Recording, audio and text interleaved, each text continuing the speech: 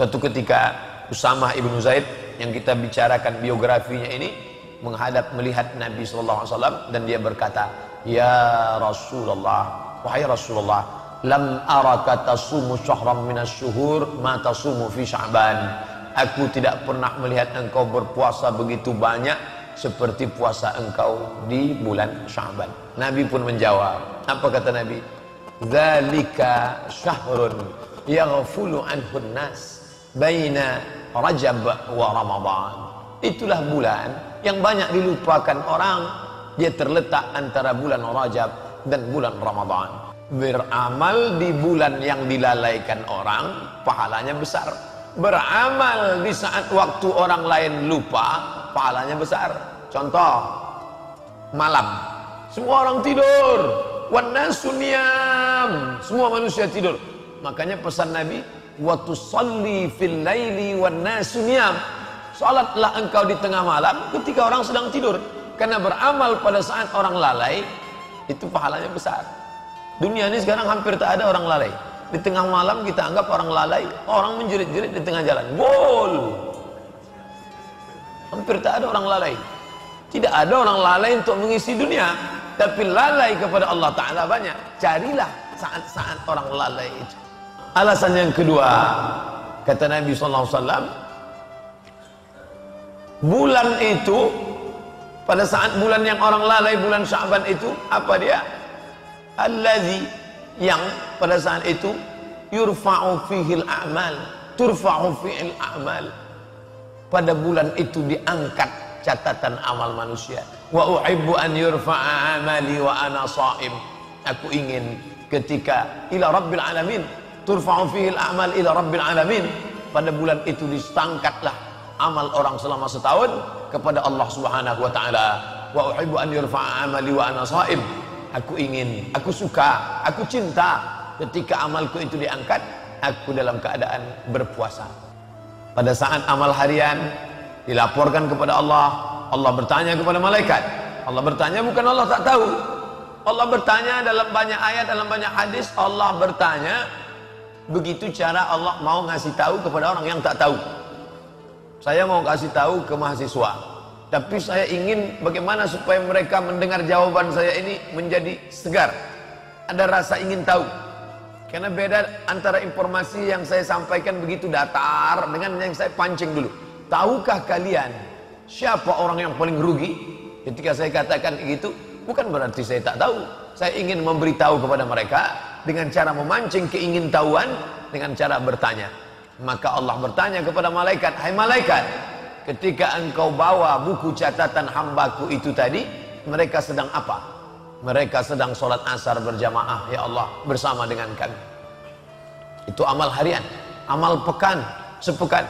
Ketika kalian bawa catatan amal hambaku itu satu pekan, mereka sedang apa? Mereka sedang puasa hari Kamis ya Allah. Begitu juga dengan tahunan. Ketika kalian bawa buku catatan hambaku itu selama setahun, saat kalian angkat amalnya, dia sedang apa? Kata malaikat menjawab, mereka sedang berpuasa ya Allah. Mereka tahan makan, mereka tahan minum, mereka tahan mata, mereka tahan nafsu syahwat. Padahal istrinya halal, padahal makannya halal, padahal minumnya halal. Apakah mereka pernah melihat surgaku? Tidak. Apakah pernah mereka merasakan nerakaku? Belum. Apakah pernah mereka melihat aku? Tidak. Ternyata mereka sudah sampai pada maqam ihsan. Anta'budallaha ka'annaka tarahu, fa in lam takun tarahu fa innahu yaraka. Engkau sembah Allah, engkau beribadah kepada Allah seakan-akan engkau melihat dia, walaupun engkau tidak melihat dia, fa innahu yaraka, tapi engkau merasakan sedang dilihat oleh dia. Dan orang paling merasakan ihsan itu ketika sedang puasa. Ketika sedang sholat, orang ihsan, tak berani dia menggerakkan biji matanya ke atas karena dia sedang merasa dilihat, dipandang Allah. Pada saat orang melaksanakan ibadah umrah, dia sedang ihsan. Tak berani dia mencabut bulu hidungnya, tak berani dia mencabut rambutnya, tak berani dia mencabut duri di pokok kayu, tak berani dia membunuh binatang, karena dia sedang merasakan ihsan, pengawasan Allah SWT. Maka pada saat puasa, tak berani dia makan, tak berani dia minum, tak berani dia berpikir yang tidak-tidak, tak berani dia berkata-kata bohong, dusta, sia-sia, lara. Kenapa? Dia sedang berada dalam pengawasan Allah Subhanahu wa ta'ala. Nah, apapun level kita, semua kita adalah hamba Allah yang merendahkan diri, mendekatkan diri kepada Allah. Salah satu ibadah utama adalah ibadah puasa. Sampai-sampai dikatakan Allah akan menjauhkan dia beratus musim. Satu tahun ada 4 musim. Musim saif, musim panas. Musim syita, musim dingin. Musim kharif, musim gugur. Musim rabi', musim bunga. Maka orang yang berpuasa, Allah sudah menjauhkan dia dari sekian puluh musim, bertahun-tahun dari neraka jahanam. Bahkan di antara husnul khatimah, mati dalam keadaan melaksanakan puasa. Pak Fulan meninggal kenapa? Meninggal dia sakit Pak Ustaz, tapi kemudian dia rajin puasa sunat, meninggal dia. Meninggalnya bukan karena puasa itu. Jangan pula dibalik, kamu jangan puasa sunat, Pak Anu kemarin meninggal gara-gara puasa, itulah dia mati. Enggak, Allah ingin dia mati dalam keadaan husnul khatimah, dalam keadaan pengawasan Allah, kering bibirnya, kering lidahnya, karena basah berzikir mengingat Allah, dan dia mati dalam menghadap Allah dalam keadaan berpuasa.